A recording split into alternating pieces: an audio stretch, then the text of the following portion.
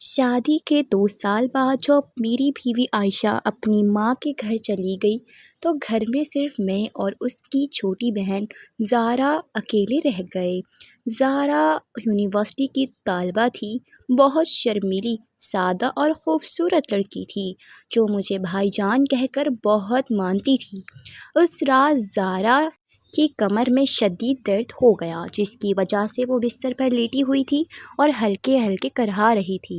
اس نے شرماتے ہوئے مجھ سے کہا، بھائی جان پلیز تھوڑا گرم تیل لگا دیں، بہت تکلیف ہو رہی ہے۔ میں نے سوچا کہ یہ میری ذمہ داری ہے کیونکہ میں گھر کا بڑا ہوں اور زارا میری سالی ہے جو مجھے بھائی جیسی محبت دیتی ہے۔ میں فوراً باورچی خانے سے گرم تیل کی بوتل لے آیا اور اس کے کمر میں واپس آ کر اس کی کمر پر آہستہ آہستہ تیل لگانا شروع کر دیا۔ جیسے جیسے میرا ہاتھ اس کی کمر، گردن اور کندھوں پر نرمی سے بڑھتا گیا، زارا کے جسم میں ایک عجیب سی لہر سی دوڑ گئی اور وہ آنکھیں بند کر کے ہلکی ہلکی سسکیاں بھرنے لگی۔ کمرے میں مکمل خاموشی تھی، صرف ہم دونوں کی سانسوں کی آواز آ رہی تھی۔ اچانک زارا نے بے بسی بھری آواز میں اس نے کہا، بھائی جان پلیز رہنے دیں، مگر اس کی آواز میں درد کے ساتھ اور بھی کچھ تھا جو مجھے روکنے نہ دے سکا۔ میں نے فوراً ہاتھ روک کر اس کی آنکھوں میں دیکھا تو زارا کی آنکھیں نم تھیں اور اس کا چہرہ شرم سے سرخ ہو رہا تھا۔ اس نے آہستہ سے بتایا کہ وہ کئی دنوں سے یہ درد برداشت کر رہی تھی اور میری اس مدد سے اسے بہت سکون ملا ہے۔ لیکن اس لمحے کی کیفیت نے اس کے دل میں ایک عجیب سی شرمندگی اور بے چینی پیدا کر دی تھی۔ میں نے اسے تسلی دی، زارا میں تمہیں اپنی چھوٹی بہن کی طرح دیکھتا ہوں، یہ سب صرف تمہاری تکلیف دور کرنے کے لیے تھا۔ اگر تمہیں برا لگا ہو تو میں معذرت چاہتا ہوں۔ زارا نے آنسو پوچھتے ہوئے کہا، بھائی جان آپ نے تو میری بہت مدد کی ہے، مگر اس رات کے بعد ہم دونوں کے درمیان ایک خاموشی، شرمندگی اور نئی قسم کی بے چینی رہ گئی۔ اگلے دن جب عائشہ واپس آئی تو میں نے اسے صرف درد کی بات بتائی مگر مساج کی تفصیل چھپا لی۔ زارا بھی اگلے چند دن مجھ سے نظریں ملانے سے گریز کرتی رہی اور زیادہ تر اپنے کمرے میں رہنے لگی۔ میں سوچتا رہتا تھا کہ کیا میں نے خاندانی رشتوں کی حد پار کر دی ہے۔ زارا بھی یونیورسٹی جاتے ہوئے مجھ سے بات کرنے میں ہچکچاہٹ محسوس کرتی۔ کئی راتیں ہم دونوں الگ الگ یہ سوچتے رہے کہ اس غربت نے ہمارے رشتے کو کیسے متاثر کیا ہے۔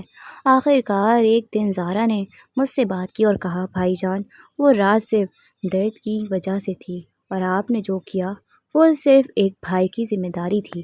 میں نے بھی اسے یقین دلایا کہ ہمارا رشتہ ہمیشہ پاکیزہ اور خاندانی رہے گا۔ اس کے بعد آہستہ آہستہ سب کچھ معمول پر آ گیا، مگر اس واقعے نے ہمیں یہ سکھایا کہ خاندانی رشتوں میں دیکھ بھال کے ساتھ حدود کا خیال رکھنا کتنا ضروری ہے۔ زارا کی پڑھائی جاری رہی اور وہ آہستہ آہستہ پہلے جیسی شرمیلی لڑکی بن گئی۔ ہم سب مل کر خاندانی تقریبات مناتے رہے۔ عائشہ کو کبھی شک نہیں ہوا کیونکہ ہم نے اسے ہمیشہ بھائی بہن کا ہی رشتہ بنایا۔ لیکن اندر ہی اندر وہ رات ہم دونوں کے دل میں ایک سبق بن کر رہ گئی کہ رشتوں کی قدر کرتے ہوئے ان کی حدود کا احترام کرنا چاہیے۔ وقت گزرتا گیا، زارا نے اپنی ڈگری مکمل کی اور اسے ایک اچھی نوکری مل گئی۔ وہ اب بھی کبھی کبھار مجھ سے بات کرتی ہے اور مسکرا کر کہتی ہے، بھائی جان آپ نے اس رات میری بہت مدد کی تھی۔ میں بھی مسکرا کر جواب دیتا ہوں کہ یہ تو میرا فرض تھا۔ اس کہانی نے ہمیں یہ سکھایا کہ زندگی میں چھوٹی چھوٹی غلط فہمیاں بھی رشتوں کو مضبوط بنا سکتی ہیں اگر ہم انہیں مثبت انداز میں دیکھیں۔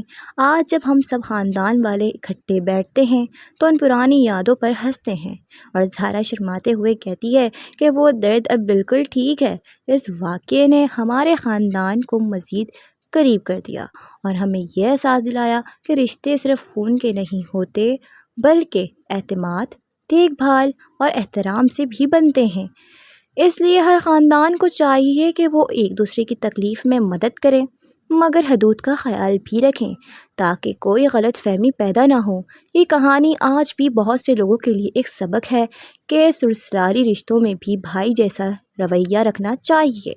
اور کسی بھی لمحے شرمندگی یا بے چینی کو بڑھنے نہیں دینا چاہیے۔ آخر میں ہم سب خوش ہیں اور زارا اب ایک خود مختار لڑکی بن چکی ہے جو اپنے بھائی اور باجی کا بہت زیادہ احترام کرتی ہے۔